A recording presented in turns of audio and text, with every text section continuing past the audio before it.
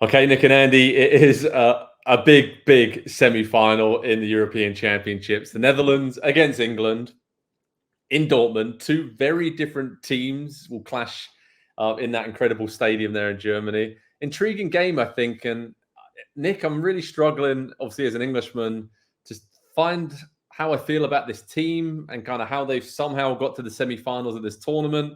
And I'm maybe thinking maybe this is destiny that they play not great, and maybe this is the tournament they go and win, because there's been other tournaments where they've played pretty well and exciting and attacking, and it hasn't obviously worked out. So, what are your thoughts on this one? Because this is a game between two teams who stylistically are quite different, but I think almost play in stages of games, right? And have moments. And I think we're going to see some big moments here in Dortmund. For sure. It's funny because you look at the scores and England win would look a lot like this is Greece in 2004. It just Yeah. hasn't been a lot on show. I was funny thing that shaped my feelings about this game is I'm in a fantasy Euro league, and as Okay. I went to change up the teams because you have these big changes as teams are eliminated, I looked at it, I just thought, oh, this should be easier than we think. England should control the midfield. De Jong is not there. And I can't get past that. Declan Rice and some of these other players that drop in to help there. I really think, sure, maybe we see, a Dutch goal, maybe two. But I could see England having a bit of a coming out party here. I know the Dutch have looked good, but I think they've punched more above their weight while England has been maybe trying to figure itself out. And again, we did this with France. Is a team going to break out? I don't know. Who does? But I think England should control this midfield. They're going to give up very few chances as long as it seems like once a game, Guehi, who's been otherwise good, tries to give the other team a breakaway. But besides that, I really think this could be a great day for England. I don't know that I would bet them to win a final, but I would certainly bet them to win here. Wow. I mean, if we're talking about 2004 in Greece, maybe Kane is our Karisteas up top. So it certainly looks like that at the moment. I mean, Andy, the Dutch have been delightful in attack, but suspect at the back. I think that's pretty fair to say. They looked a little bit vulnerable at times, but Gakpo, Memphis Depay, Xavi Simons have been excellent. And I just think they can hurt this England team if they do give up chances. But Nick mentioned there, they haven't really looked like being that vulnerable because they haven't really exposed themselves and haven't really pushed forward that much. And I think the back three for England against Switzerland really helped with that even more and gave them a little bit better balance in midfield and attack. But I think this is dangerous for England because if they do slip, like make one mistake, one lapse in concentration, then Gakpo has been sensational. Depay, I think, always liked him as a player. Yes, he blows hot and cold a little bit, but he can make the most opportunities and pull something out of nothing. So it's a dangerous game for England against the Netherlands. Yeah, delightful in attack and suspect in defense is everything that we hope for, as a neutral at least, in major tournaments. So if Yeah. everybody showed up with that mindset, major tournaments would be so much more entertaining. And the Dutch have been one of the more exciting teams at this tournament. Like you say, Joe, they really get forward. I'm very worried for England on the left side of defense, whoever it's going to be. If it's going to be Kieran Trippier still going to be there, if Bukayo Saka is going to end up there, whoever it is dealing with Denzel Dumfries, who has been everything in terms of stretching the field for this Dutch team. And for as good as England is, as solid as England have been, as safe as they have been defensively, they've not really faced someone that can stretch the field the way that he can. And the way that, just to do it with so much energy, the way that the Dutch have at this tournament. So it's clearly going to be a very different stylistic matchup. And I do worry about periods of the game. And that's a great point that you made, Joe, about both these teams have kind of played games in phases. They've had good 5, 10, 15 minutes, and then they go missing for a bit. Those 5, 10, 15 minutes, if England go missing against the Dutch, they're going to give up a goal or two. And so they have to be locked in for 90, maybe 120 minutes if they're going to progress on this one. And so incredibly, we have two, really, really different matchups of style in the semifinals. Hopefully, we get the same in the final. Hopefully, we get one of the defensive teams. We get one of the very aggressive attacking teams, and it's a little bit of cat and mouse in the final. But England, you get Guehi back from suspension, I think is going to be really huge for them.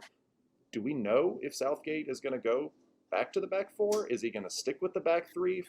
There's a lot of questions defensively for a team that's defended really well at this tournament.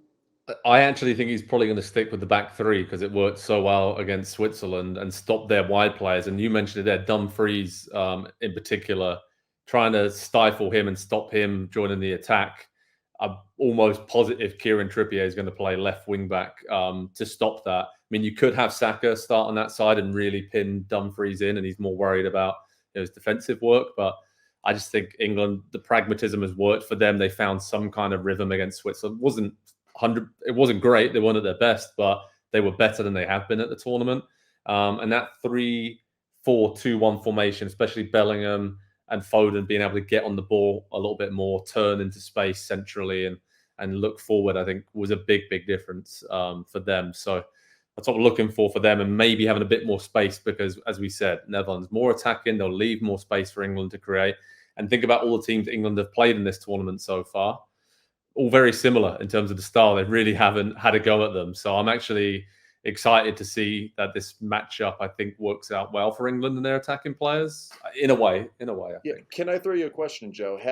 Because Southgate has taken a lot of criticism this tournament, has he just simply done the smart thing and not given these teams that are solid defensively and can punish you on the counter if you take too many mistakes and just gotten the results that they need to this point?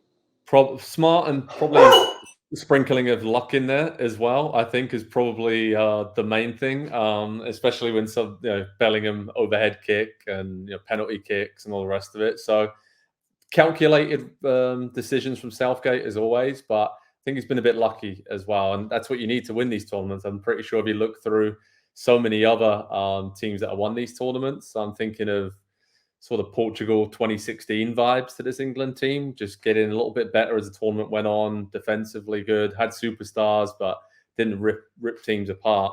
And I think it's been resilient. I think that's the main sort of word I'd use to sum them up at the moment. Nick, what do you think about England? I haven't really asked you too much about this, but do you think they are capable, if they do beat the Netherlands, of winning? Or do you think that even is a step too far against a Spain or a France in the final? No, they're definitely capable of winning. They have all the pieces there. I worry about them at center back and goalkeeping in a pinch. I know that Pickford has made some incredible saves in his day.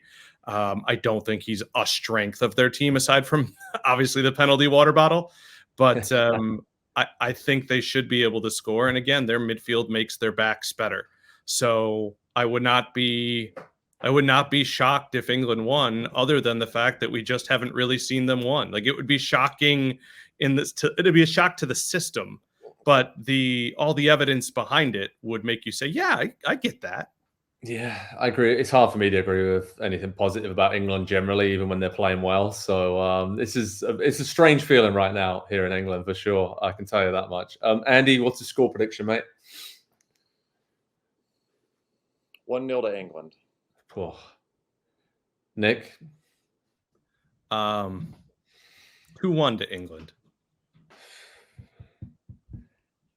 I was going to go 2-1 to England, but I honestly think it's going to be 1-1 extra time and probably go to penalty kicks again. And seeing what I saw the other day, I've seen a lot of penalty kick shootouts over the years as an England fan, and that was the best by a long way.